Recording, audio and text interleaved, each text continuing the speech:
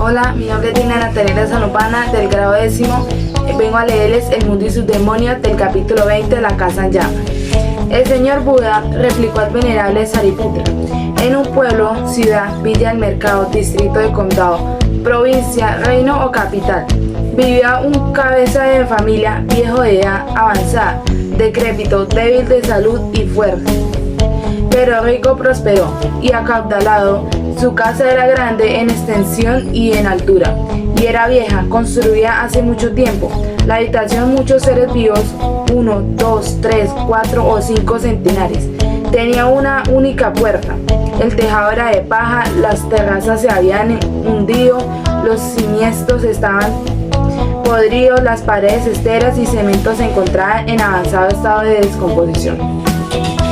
De pronto apareció una gran llamarada de fuego y la casa empezó a arder por todos lados. Y este hombre tenía muchos hijos jóvenes, 5, 10 o 20, y salió él solo de la casa. Cuando aquel hombre vio su casa ardiendo por todas partes con una gran masa de fuego, le entró miedo y se puso a temblar. Se le agitó la mente y pensó para sí: he sido bastante competente, en verdad, para atravesar la puerta y escapar de la casa en llamas. Rápido y seguro, sin que me tocara ni me chamuscara esa gran masa de fuego. Pero, ¿y mis hijos jóvenes, mis hijos pequeños, aquí en esta casa en llamas juegan, corretean y se divierten con todo tipo de juegos? No saben que su residencia está en llamas, no lo entienden, no lo perciben, no le prestan atención y por eso no sienten ninguna agitación. Aunque amenazados por este gran fuego, aunque en estrecho contacto con tanto mal, no prestan atención al peligro. ¡Qué extraño! Y no hacen ningún esfuerzo para salir. Una de las razones que hacen tan interesante escribir para la revista Parade es lo que recibió a cambio. Con 80 millones de lectores se puede hacer una muestra de la opinión de los ciudadanos de los Estados Unidos. Se puede entender qué piensa la gente, cuáles son sus ansiedades y esperanzas y quizás incluso dónde nos hemos perdido.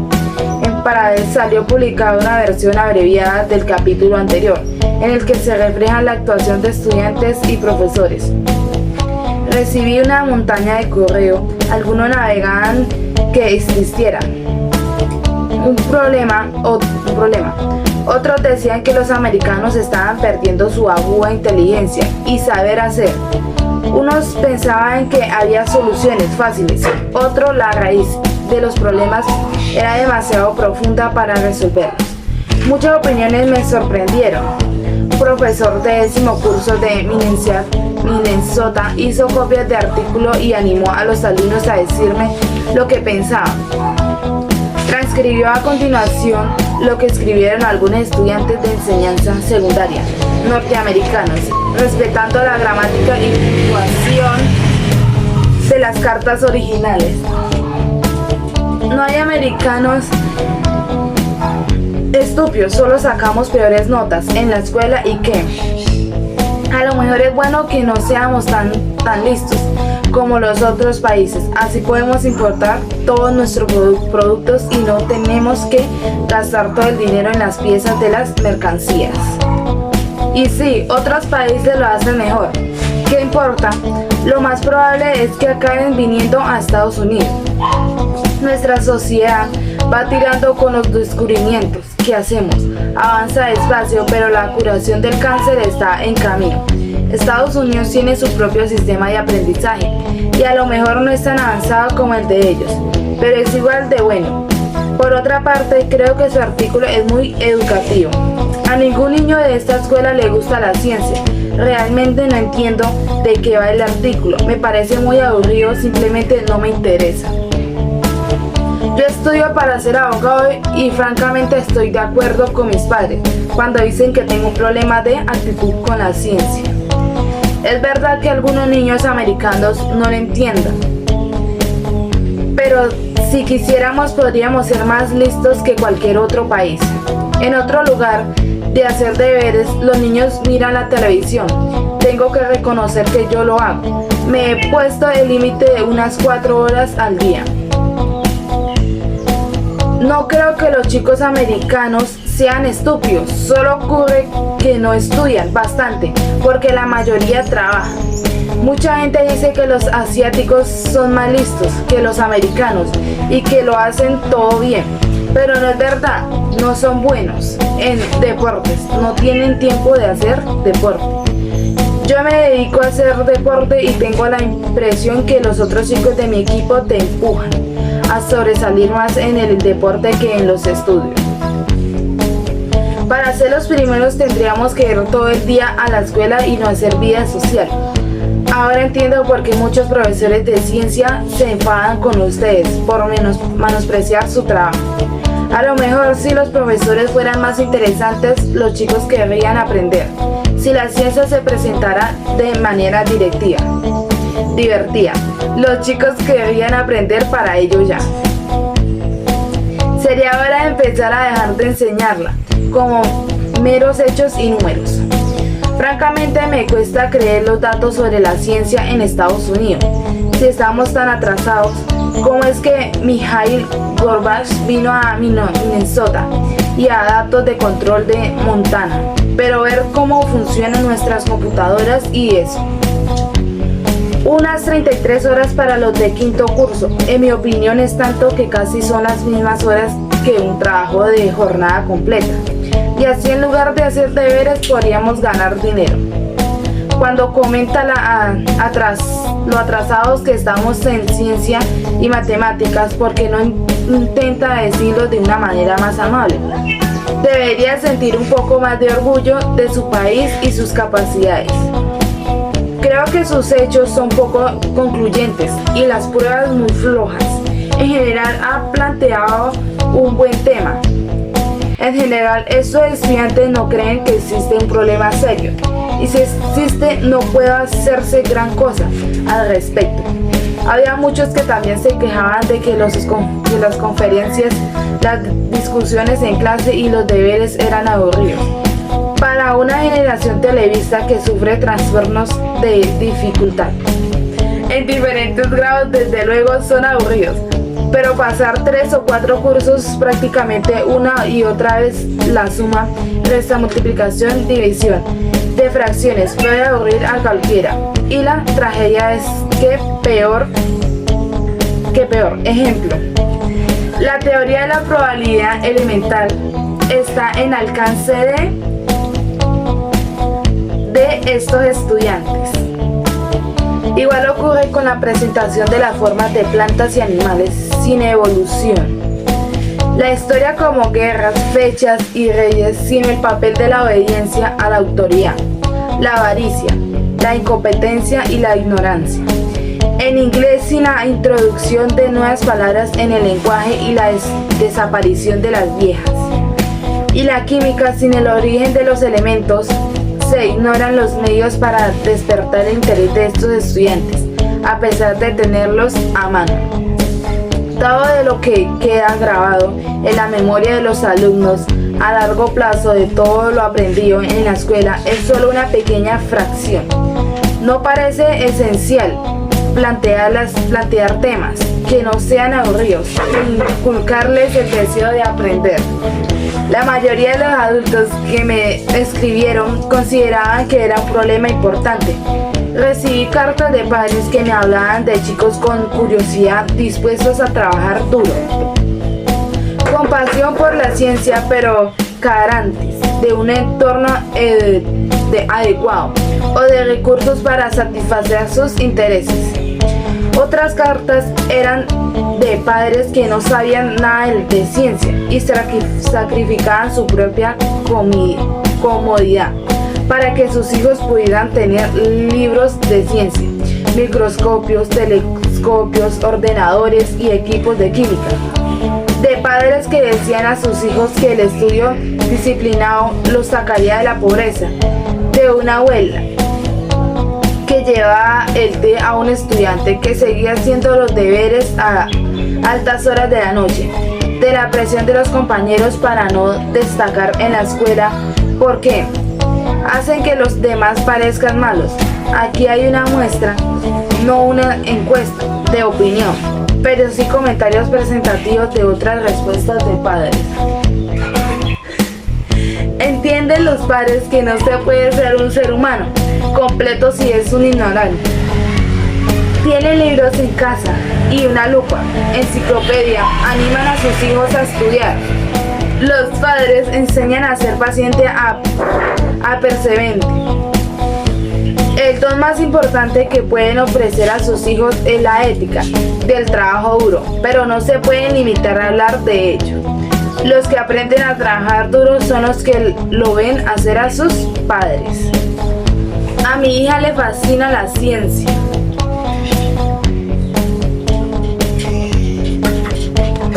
Pero no le enseñan nada en la escuela ni en la televisión. Mi hija ha sido calificada de superdotada, pero la escuela no tiene ningún programa de enriquecimiento en ciencias. El tutor me dijo que la enviara a una escuela privada, pero no nos podemos permitir. La presión de los compañeros es enorme. Los tímidos no quieren destacar sacando buenas notas en ciencia. Desde que llegó a los 13 o 14 años, el interés que siempre había tenido mi hija por la ciencia empezó a desaparecer. Los padres también tenían mucho que decir, pero los profesores y algunos comentarios de estos eran un eco de los suyos. Por ejemplo, se quejaban de que los profesores están preparados para la manera de enseñar, pero no para saber qué enseñar. Qué gran número de profesores de física y química no son licenciados en física o química y enseñan la ciencia con incomodidad e incompetencia que los propios profesores. Muestran demasiada angustia ante la ciencia y las matemáticas, que se resisten a que les hagan preguntas o contesten. Está en el libro, míralo. Algunos se quejaban de que el profesor de biología era un creacionista, otros se quejaban de que no lo era, entre los comentarios de los profesores acerca de ellos. Estábamos criando una colección de imbéciles. Es más fácil memorizar que pensar, si tiene que enseñar a los niños a pensar. Los profesores y los programas están creyendo al mínimo común denominador. ¿Por qué el entrenador de baloncesto enseña química? Se exige a los profesores que dediquen demasiado tiempo a la disciplina y al programa social. No tenemos ningún incentivo para ejercer nuestro propio juicio. Siempre pedimos a los altos mandos, mirándonos por encima del hombro. Abandonar las plazas en propiedad en escuelas y universidades, librarse de los inútiles, dejar la contratación y el despido a los directores, decanos y superintendentes. Mi placer por las enseñanzas se vio repentinamente frustrado por los directores del tipo militarista. Se debería dar una recompensa a los profesores según su rendimiento, especialmente según el rendimiento de los estudiantes, en pruebas nacionales estandarizadas y la mejora de rendimiento del estudio en estado de pruebas de un año a otro. Los profesores están ahogando las mentes de nuestros hijos, como les dicen que no son lo bastante listos, por ejemplo, para estudiar física. ¿Por qué no darles la posibilidad de empezar el curso? Mi hijo tuvo que pasar de acuerdo, aunque está 2 niveles por debajo de los demás de la clase en lectura. La razón que me dieron era social, no educativa. Nunca alcanzará buen nivel si no lo cambian.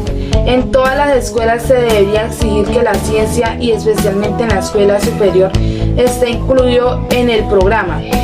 Debería estar coordinado con los recursos de matemáticas que toman los estudiantes al mismo tiempo. La mayoría parte de los deberes son una pura ocupación en lugar de ser algo que haga pensar. Pienso que Diane República 6 de marzo de 1989 lo cuenta tal como es, como contó hace poco una estudiante de la Hunter School de la ciudad de Nueva York. Sacó muchos sobresalientes, pero nunca habló de ello. Es más enrollado sacar malas notas Si te interesa la escuela y se te nota, te tildan de bicho raro. La cultura popular a través de la televisión, cine, revistas y videos transmite continuamente el mensaje de las mujeres jóvenes de que es mejor ser popular, sexy y enrollada que inteligente, competente y honesta. En 1986 los investigadores encontraron una ética antiacadémica similar entre los estudiantes masculinos y femeninos de enseñanza superior de Washington D.C. Apuntaban que los estudiantes capaces tenían que soportar una fuerte presión de sus compañeros para no sacar buenas notas en la escuela. Si triunfaban en los estudiantes podían ser acusados de actuar como blancos. Sería fácil para las escuelas conceder mucho más reconocimiento y recompensas a los chicos que destacan en ciencias y matemáticas. ¿Por qué no lo hacen? ¿Por qué no regalarles chaquetas especiales con letras de la escuela? Anunciarlo en asambleas, en la revista de la escuela y la prensa local. Recompensas especiales de la industria local y las organizaciones. Esto cuesta muy poco y podría vencer la presión de los compañeros. El programa EA-STAR es el único eficaz para que mejore la comprensión de la ciencia por parte de los niños y todo lo demás. También había muchas opiniones apasionadas y muy controvertidas que como mínimo dan una idea de lo mucho que piensa la gente en este tema. Una muestra, hoy en día todos los chicos listos buscan dinero rápido, por eso se hacen abogados y no científicos. Yo no quiero que mejore la educación, en este caso nadie querría conducir un taxi. El problema de la educación científica es que no se honra suficientemente a Dios. La enseñanza fundamentalista de que la ciencia es humanismo y no es de fiar es la razón por la que nadie entiende la ciencia. Las religiones tienen miedo del pensamiento escéptico que se halla en el corazón de la ciencia. Se sorbe el exceso de los estudiantes para que no acepten el pensamiento científico mucho antes de llegar a la universidad. La ciencia se ha descreditado a sí misma. Trabaja para los políticos, fabrica armas, mientras sobre los riesgos de la marihuana. Ignora los peligros de la gente, naranja, etc. Las escuelas públicas no funcionan, abandonémoslas, que haya solo escuelas privadas.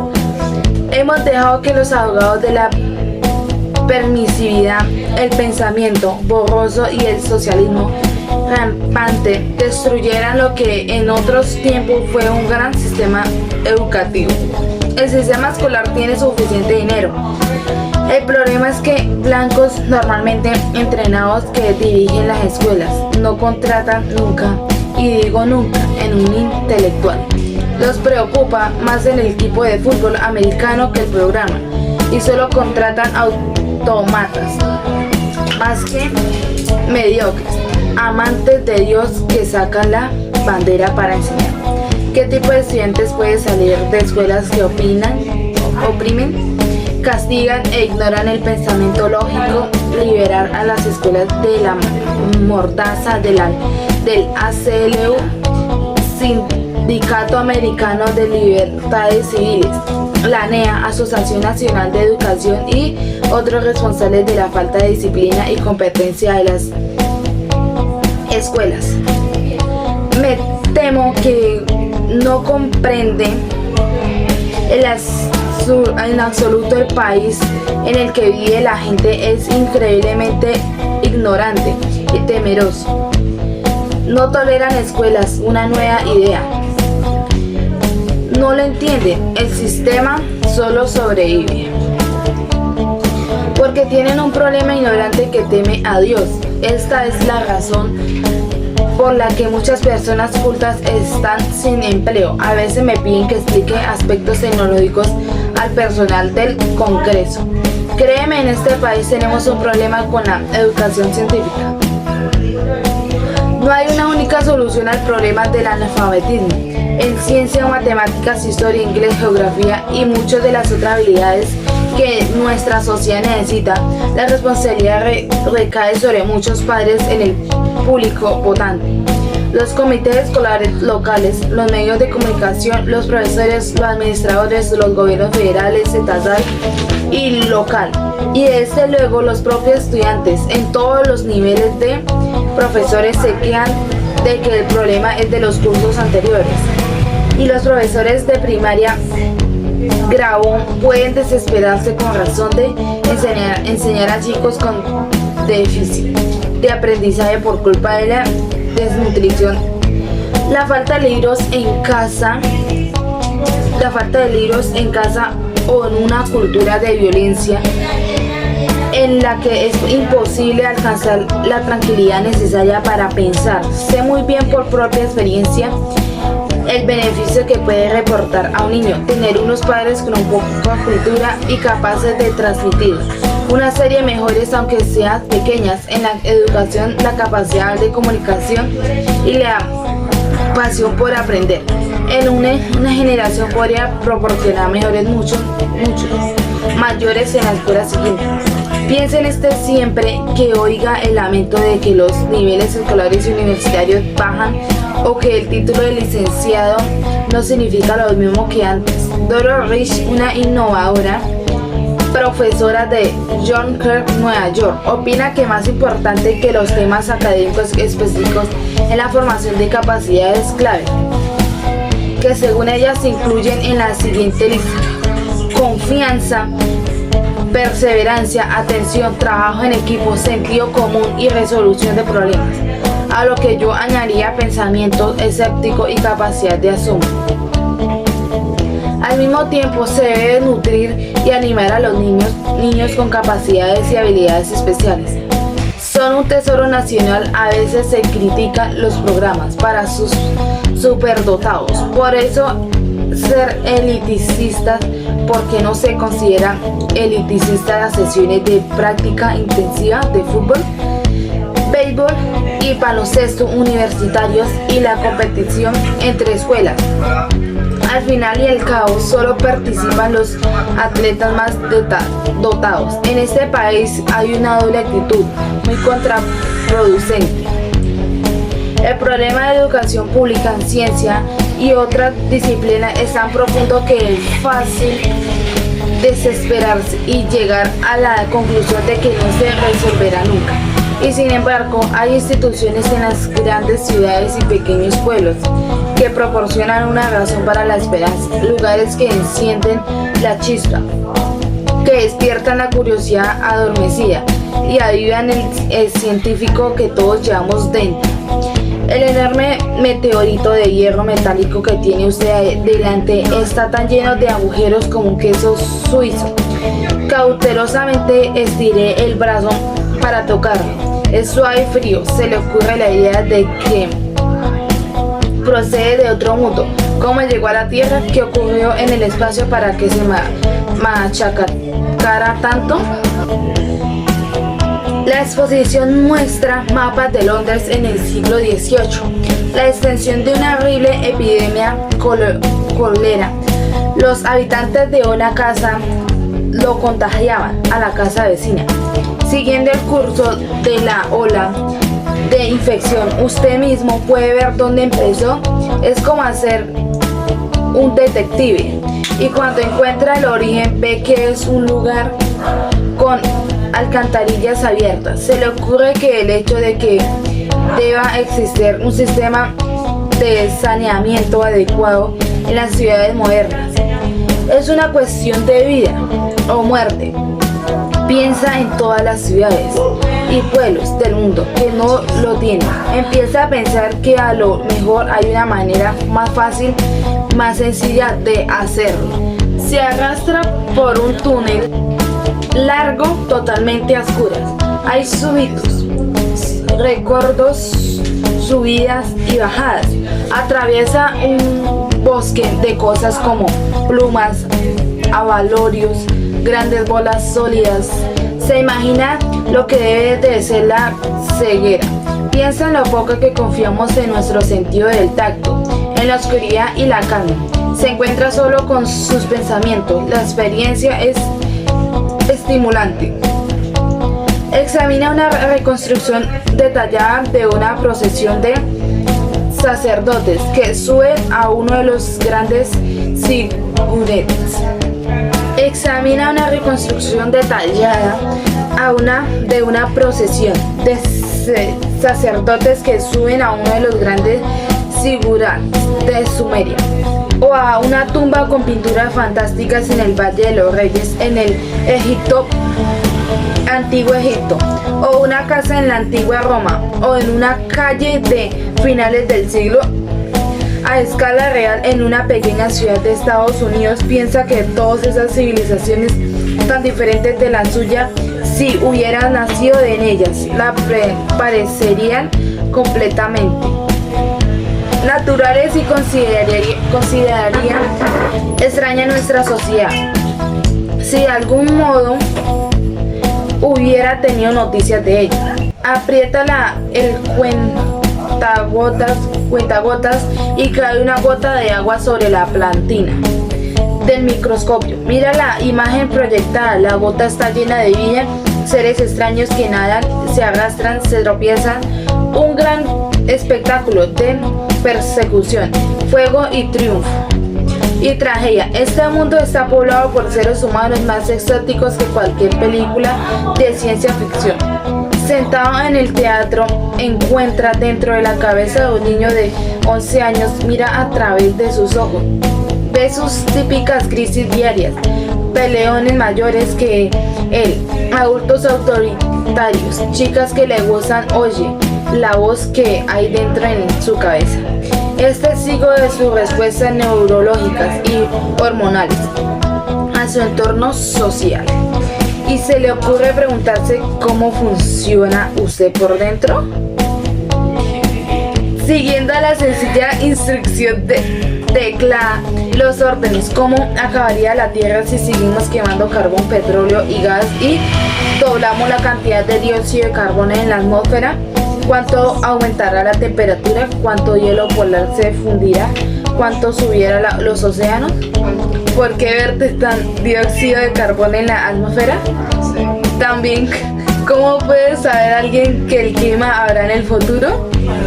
Se pone a pensar, cuando era pequeño me llevaron al Museo Americano de Historia Natural de Nueva York. Me fascinaron los dioramas, representaciones vividas de animales y sus hábitats. En todo el mundo, pingüinos en el hielo poco iluminado de la Antártida, okapis en la luminosa sabana africana, una familia de gorila con el macho golpeándose el pecho. En un claro de bosque a la sombra, un oso pardo americano de 3 metros de altura que me miraba fijamente erguido. Sobre sus patas traseras eran imágenes fijas de 3 dimensiones captadas por el genio de la lámpara maravillosa. Los chavales tienen un deseo irresistible de tocar. En aquellos tiempos, las 2 palabras más repetidas en un museo eran no tocar. Hace décadas no había casi nada tocable en los museos de ciencia o historia. Lo más preciado en una exposición interactiva que conocí de pequeño eran las balanzas del Aider planetario, para cada planeta, con mis mínimos 20 kilos de peso en la Tierra. La idea de que si viviera en Júpiter pasaría 45 me produjo esta satisfacción. Por desgracia, en la Luna solo pesaría 3 kilos.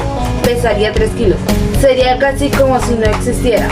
Hoy en día se alienta a los niños a tocar, mirar, recorrer las ramificaciones de un árbol de preguntas y respuestas en el ordenador, o emitir ruidos curiosos a ver qué aspecto tenían las ondas de sonido. Incluso los que no se fijan en todos los detalles de la exposición o ni siquiera le ven la gracia suelen sacar algo valioso. Cuando uno va a estos museos se da cuenta de las miradas de sorpresa y asombro de los chavales que corren de la sala a sala, con las Las sonrisas triunfantes del descubrimiento son realmente populares. El número de personas que vamos a exposiciones todos los años es igual a los de que van a ver partidos de béisbol, baloncesto, fútbol profesionales juntos. Esas exposiciones no sustituyen la educación en la escuela o en casa, pero despiertan y producen entusiasmo. Un gran museo de ciencia inspira a un niño a leer un libro, a seguir un curso o a volver otra vez al museo para sumergirse en un proceso de descubrimiento. Y más importante, aprender el método de pensamiento científico.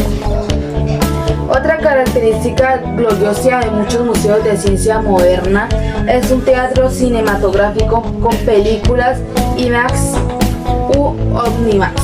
En algunos casos la pantalla mide como 10 pisos de altura y envuelve el espectador. El Museo Nacional Smithsonian del Aire y el Espacio, el más popular de la Tierra, ha entrenado en su teatro. Lean algunas de las mejores películas. Volar todavía me provoca un nudo de la garganta. A pesar de haberla visto 5 o 6 veces, he visto líderes religiosos de muchas confesiones que, después de ver Planeta Azul, se han convertido allí mismo a la necesidad de proteger el medio ambiente de la Tierra. No todas las exposiciones y museos de ciencia son ejemplares. Algunos siguen siendo anuncios de las empresas que han contribuido con dinero para proporcionar sus productos. Cómo funciona un motor de automóvil o la limpieza de un combustible fósil. Comparado con muchos museos que dicen ser de ciencia, son en realidad tecnología y medicina. Muchas exposiciones de biología todavía tienen miedo de mencionar la idea clave de la biología moderna. La evolución. Los seres se desarrollan o surgen, pero nunca evolucionan. Se quita importancia de la ausencia de humanos en el registro fósil de estratos.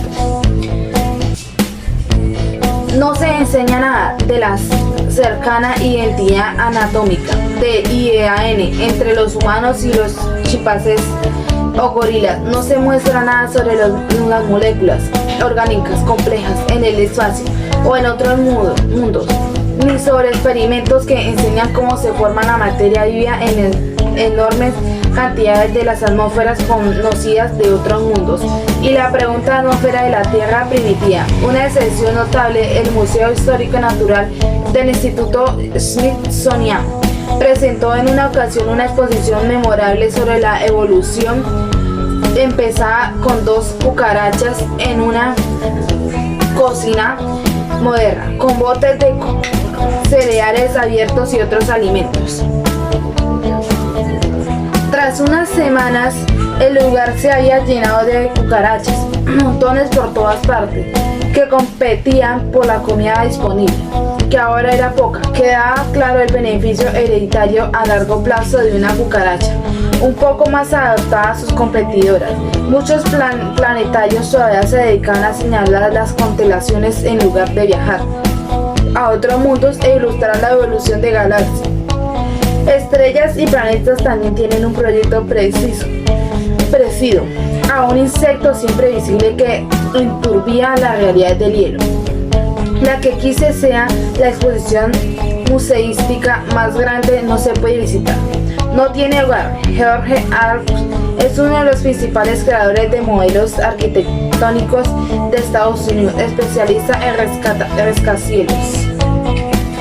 También es un destacado estudioso de la astronomía que ha hecho un modelo espectacular del universo, empezando con una escena prosaica sobre la Tierra y siguiendo un esquema propuesto por los diseñadores Charles y Ray Eames, avanzado progresivamente por factores de 10 para mostrarnos toda la Tierra, el sistema solar, la Vía Láctea y el universo. Cada cuerpo astronómico está meticulosamente detallado. Uno puede perderse en ellos. Es una de las mejores herramientas que conozco para explicar la escala y naturaleza del universo a los niños. Isaac Asimov lo describió como la representación más imaginativa del universo que he visto jamás. que se podía concebir. He pasado horas recorriéndolo y cada vez he visto algo nuevo que no había visto antes. Deberíamos tener versiones disponibles en todo el país para vivir la imaginación, la inspiración, la enseñanza. En cambio, el señor Art no puede ofrecer esta exposición a ningún museo de ciencia importante del país. Nadie está dispuesto a conocerle el espacio que necesita. En el momento de escribir estas líneas se encuentra todavía abandonada, empalada en un almacén. La población de mi ciudad, Ithaca, Nueva York, duplica su número hasta un total de 50.000 personas cuando la Universidad de Cork y el Ithaca College están en funcionamiento, étnicamente diversa, rodeada en tierra cultiva. Ha sufrido, como gran parte del noroeste en Estados Unidos, la decadencia de su base manufactura del siglo XIX. La mitad de los niños de la escuela elemental Beverly J. Martin, donde vivía nuestra hija, viven por debajo del nivel de pobreza. Estos niños eran una preocupación constante para dos profesores de ciencia voluntarios, David Levin e Lima Levin. ¿No les parecía correcto que para algunos, es decir, para los hijos de los profesores del Cornell, por ejemplo, ni siquiera el cielo tuviera límites? Otros no tenían acceso a los poderes liberadores de la educación científica. En la década de los 60 empezaron a hacer visitas regulares a la escuela arrastrando su carrito de biblioteca lleno de productos químicos domésticos y otros artículos familiares para transmitir algo de la magia de la ciencia. Soñaban con crear un espacio en el que los niños pudieran tener una sensación personal de primera mano de la ciencia. En 1983, Levin y Levine pusieron un pequeño anuncio en nuestro periódico local, invitando a la comunidad a comentar la idea. Se presentaron 50 personas de ese grupo, salió el primer comité de directores del centro científico. En un año consiguieron una especie para disponer en la primera planta de un edificio de oficinas que estaba por alquilar. Cuando el dueño encontró a un inquilino que pagaba, empaquetaron los renacuajos y el papel tornasol y los llevaron a otro local vacío. Hicieron más traslados a otros almacenes hasta que un hombre de Ithaca llamado Bob Learter, un arquitecto conocido en todo el mundo por el innovador diseño de campos de juego comunitarios, trazó y donó los planos para un centro científico permanente. Las empresas locales ofrecieron el dinero suficiente para adquirir un solar abandonado de la ciudad y contratar a un director ejecutivo, Charles Trautmann, ingeniero civil de Cornell. Learcher y él fueron a la reunión anual de la Asociación Nacional de Construcciones en Atlanta. Trautmann explica que contaron la historia de una comunidad decidida a hacerse responsable de la educación de sus jóvenes y consiguieron donaciones de muchos artículos, clave como ventanas, tragaluces y madera. Antes de empezar a construir se tuvo que derribar parte de la vieja cabaña que había en el sol. Los miembros de una fraternidad de Cornell se prepararon provistos de cazos y martillos, demolieron la casa alegremente. Es el tipo de cosas que suelen traernos problemas cuando las hacemos. Decían, en 2 días sacaron 200 toneladas de escombros. Lo que siguió fueron imágenes seguidas directamente de una América que muchos de nosotros tenemos que haya desaparecido, siguiendo la tradición de la construcción de establos de los pioneros. Todos los miembros de la comunidad, albañil, doctorados, carpinteros, profesores universitarios, fontaneros, granjeros, los más jóvenes y los más viejos, todos se arremangaron para empezar a construir el centro científico. Se mantuvo un horario continuo de 7 días a la semana, dice Trautmann, para que todo el mundo pudiera colaborar en cualquier momento. Todos recibían una tarea. Los voluntarios con experiencia construyeron escaleras, pusieron suelos y azulejos y cortaron las ventanas. Otros pintaron, clavaron clavos y transportaron suministros. Unas 2.200 personas de la ciudad dedicaron más de 40.000 horas. Aproximadamente el 10% del trabajo de construcción fue realizado por personas condenadas por delitos menores. Preferían hacer algo para la comunidad que quedarse en la cárcel con los brazos cruzados. 10 meses después, Ítalca tenía el único museo de ciencia del mundo construido por la comunidad. Entre las 75 exposiciones interactivas que destacan los procesos y principios de la ciencia se encuentran el Magica, un microscopio de los visitantes pueden usar para reflejar. El Magica, un microscopio que los visitantes pueden usar para reflejar un monitor de color y fotografiar cualquier objeto, con un aumento de 40 veces. La única conexión pública del mundo con la red nacional de detección de rayos basados en un satélite, una cámara fotográfica de 1,80 por 3 metros en la que se puede entrar un hoyo fósil sembrado con esquisto local. Desde los visitantes buscan fósiles de 380 millones de años y se pueden quedar los que encuentran una boa constrictor de 2,5 metros de largo llamada Spot y una serie asombrada de otros experimentos, ordenadores y actividades. Levin y Lim todavía están allí enseñando como voluntarios a tiempo completo a los ciudadanos y científicos del futuro. La fundación de DeWitt Readers da apoyo y extensión a su sueño de llegar a chicos, de lo que contrario tendrían negado el acceso de los corresponde por derecho a la ciencia a través del programa nacional de la Fundación York Alip. Los adolescentes de la Ítalca reciben una intensa tutoría para desarrollar su capacidad científica, resolución de conflictos y habilidades laborales. Levin y Levine creyeron que la ciencia debía llegar a todos. Su comunidad estuvo de acuerdo y se comprometió a realizar el sueño. En el primer año visitaron el Centro de Ciencia 55.000 personas de los 50 estados y de 60 países.